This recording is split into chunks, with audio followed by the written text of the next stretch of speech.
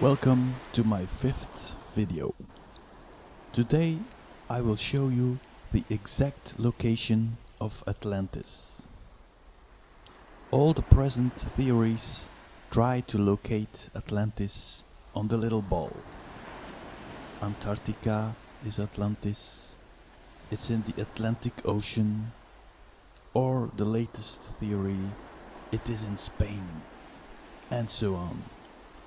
They try to portray it as a big city. But when you put Atlantis on the bigger Earth, it all becomes so simple and obvious. For me, it's yet another puzzle piece falling on its place. For the people who think, what the hell is he talking about, the bigger Earth? You have to watch my previous videos. Links are above. There I state we are living on a bigger Earth. So let's take a look at Atlantis. The description of Plato. How could we recreate that image? Well, you would have a crater in a crater in a crater. But hey, where did I hear that story before? Exactly. Remember in my previous video I made a 3D object in which I simulated light. That gave the reflection of Saturn. So let's go back to Saturn on the moon map called Lene. Let's fill the dark shadows with water. 1 ring, 2, 3. Let's compare that with Atlantis. 3 rings of water, 3 rings of water. So, the conclusion is Saturn is Atlantis. But now a little bell starts ringing.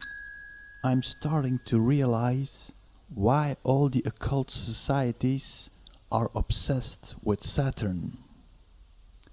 Now, the rest of the story is getting very simple. Let's go back to the moon map. You have 2 important players here. You have moon crater Lene with the star name Saturn and the earth name Atlantis. And you have crater Sulpicius Gallus M, star name Sirius, our biosphere Earth. Thirdly, you have a big plain called Mare Serenitatis, calm sea. I guess it wasn't that calm. So, watch the location of Atlantis and of biosphere Earth.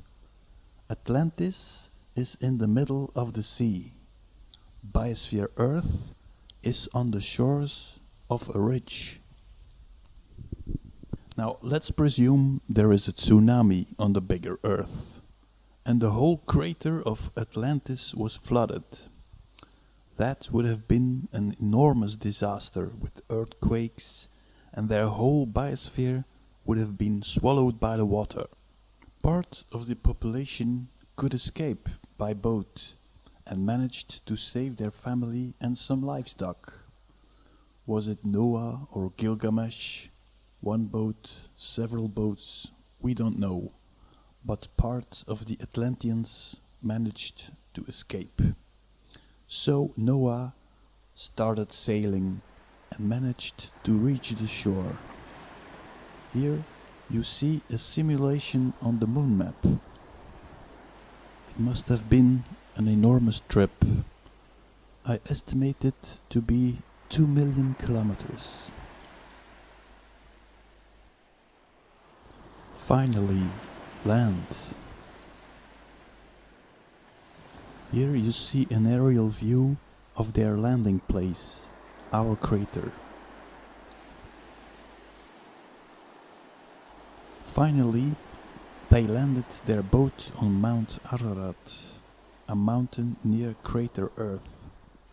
Once the water returned to a lower level, the Atlanteans and their family got out of their boat. From there, they started walking. That would have been 40,000 kilometers. With a family and livestock, that could have taken 40 years. 40 years in the desert? Where did we hear that story before?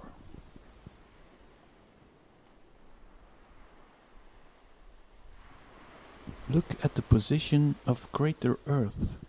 It is very close to the shore. On the side of Krater Earth, you see an opening that is lower than the rest.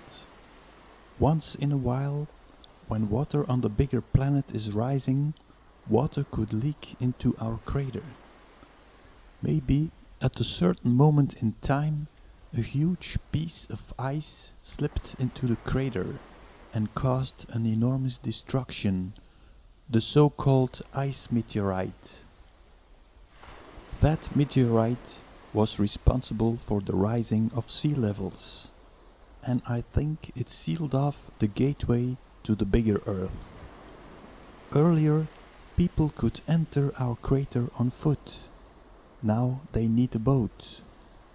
Slowly, this information of the gateway got lost, to the point where we are now. And now, at the present time, how are you going to explain water levels rising if you don't want to tell the people about the bigger Earth? Well, you invent climate change and you tell people the ice of Antarctica is melting because of fossil fuels. No, I think it's the water of Mare Serenitatis that is leaking into our crater. So, what's next? The Atlanteans enter the Promised Land and discover the Garden of Eden. It must have been a beautiful world. There must have been hominid races in the biosphere. I think that because of their higher technology, they must have been seen as the gods. Maybe some of the gods had difficulty breathing because of the different mixture of oxygen and needed some kind of respirator. Were they seen as bird gods because of that apparatus? Another question would be, were there giants? Of course, this is blasphemy for mainstream science. Was Homo sapiens around? I don't know. I'll make another improvisation here. It's purely speculative. Don't take it for granted. Here I go. The gods of Atlantis forbid their people to have sex with the hominids. But a few fallen angels disobeyed, and the crossbreed of Atlanteans and hominids was born, Homo sapiens. Because of that, Adam and Eve were cast out of paradise, the Garden of Eden. They had to leave Krater Earth. So I would guess Adam was an Atlantean and Eve a hominid. So, if you are looking for the missing link in the evolutionary story, you won't find it. Bye bye, Darwin. This is blasphemy. So the gods started rebuilding their world and built the megalithic structures. Maybe with some advanced technology, because we still don't understand how they cut those gigantic stones. This technology might have been put in a special protected box. Later, when the gods died out, or they left again, there was a fight over the left behind technology of the gods, with the whole story about the Ark of the Covenant. This story, of course, is so absurd and out of the blue that the Freemasons decided to build a replica. Look at the menorah in front of the Ark. Another reminder of the rings of Atlantis. The Atlanteans probably had some advanced knowledge. I suspect they had explored and mapped out the complete bigger Earth.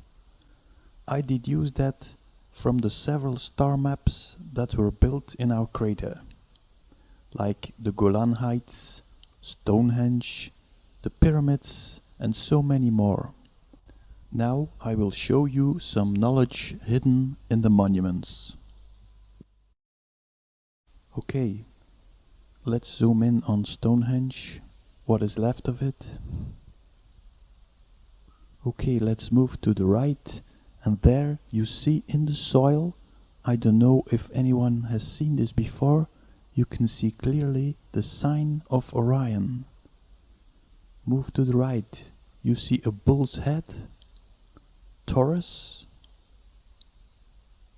Move to the right, and there you see the 7 stars of Pleiades. Let's zoom out, move to the left, and then there you see Saturn, aka Atlantis. Well, if you wonder why those trees are still standing there, I think underneath you would find the rings of Atlantis. So, let's summarize. If you go from right to left, you have first the Pleiades, next you have Taurus, and then you have Orion. So, what would Stonehenge be then? Let's take the star map. On the right you see Pleiades, next Taurus, Orion, so on the left you have Sirius. That means that Stonehenge is Sirius. Krater Earth. So if that is true, let's compare Stonehenge with Sulpicius Gallus M and with a photograph of Sirius. Sadly, there is not much left of Stonehenge, but luckily there's still an old drawing. Let's take a look at it. Well, I would say that's bingo. Let's compare. Here you see the circle in the center, the photograph, the stones and Stonehenge. Then you see the 2 notches on the photograph of Sirius and the 2 circles on Stonehenge. And now the most important, the gateway on Sulpicius Gallus M, photograph of Sirius, and here on Stonehenge you see the gateway. This is the information our ancestors have put into the monuments. Now you understand why they are destroying these buildings. Exactly on the spot of the gateway they have built a road. Okay, let's have another example of the star map. I found a very strange coincidence when I compared Mars with Silbury Hill. Okay, let's zoom in. Watch the exact same proportion. Let's flip it. One is a crater, the other is a mountain. And look at the black snake-like line at the bottom of the building.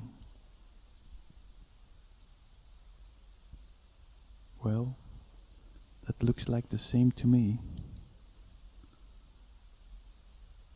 And again, the same tactics. Let's put a road on the monument. I think our ancestors have been building miniatures of certain places of the bigger Earth. Okay, let's go to Egypt now, to the pyramids. Everybody probably knows the link between the 3 Orion stars and the pyramids. But did you know that people think that the Sphinx might not be a lion, but a dog? Anubis? Okay, let's look at the star constellations. You have Orion, and next to it you have Canis Major, the big dog. So if you look at the star constellation, you see that Sirius is at the chest of the dog. Now, let's assume that the Sphinx is a dog, then there must be something on the chest of the Sphinx. Here you see there is an opening on the head of the Sphinx. And supposedly a guy named George A. Reisner discovered empty rooms in the Sphinx. Well, that wouldn't surprise me. And it wouldn't surprise me either if they were hiding this from us. Okay, that's about it for this video. I hope you enjoyed it. Conclusion: Atlantis is Saturn. And that is the reason all the occult science has a connection with Saturn. I would like to end with the words of thought from the Emerald Tablet. See you next time.